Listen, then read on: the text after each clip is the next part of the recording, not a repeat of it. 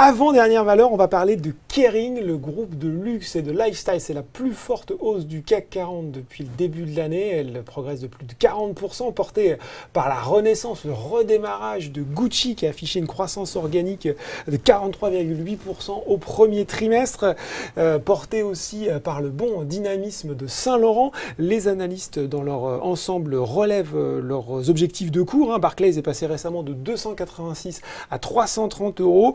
UBS de 282 à 335. Un détail à préciser, les résultats du semestre sont le 27 juillet. Là aussi, belle configuration haussière sur Kering.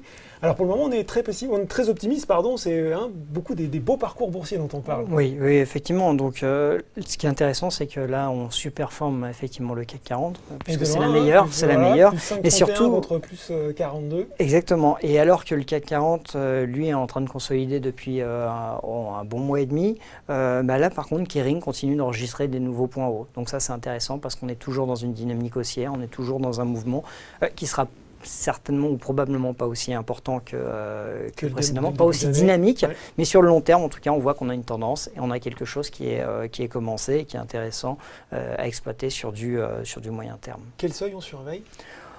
Là, au niveau des stops, je dirais que si on revient sous les 281, là, ça deviendra très compliqué, on aura une forte consolidation. Et puis, à plus long terme, les cibles, c'est plutôt sur la zone des 330. Bon, le luxe qui marche bien en bourse, puisque LVMH aussi affiche une très belle performance depuis le début de l'année. Comment on profite là aussi de cet engouement pour le luxe avec le bon produit Unicredit ? Le bon produit, on en a beaucoup quand même.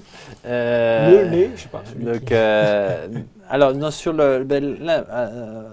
on risque d'être un peu répétitif, donc on va pouvoir effectivement rentrer dans du concret, mais on reste sur des turbos illimités. Donc, je vais en profiter pour faire le point sur comment on va choisir plutôt un turbo illimité plutôt qu'un turbo illimité baisse. De façon très simple, le turbo illimité, on va plutôt le réserver à des scénarios qui vont être déjà dans le mois, parce que là on est au début du mois et donc on a tout le mois avant que la barrière du turbo illimité soit rehaussée, puisque on le rappelle, donc la différence fondamentale entre le turbo illimité et le turbo illimité baisse, c'est que dans le cas du turbo illimité, il y a une différence entre le prix d'exercice et la barrière, et que la barrière n'est rehaussée qu'une fois par mois.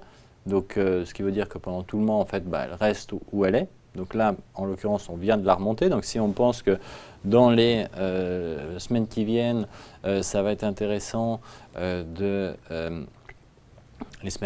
d'ici la fin du mois, de suivre une évolution sur Kering, on le fera de préférence en utilisant un turbo illimité. Si on veut se laisser plus de temps, on ira sur un turbo illimité baisse. Donc très simplement, la différence entre les deux produits.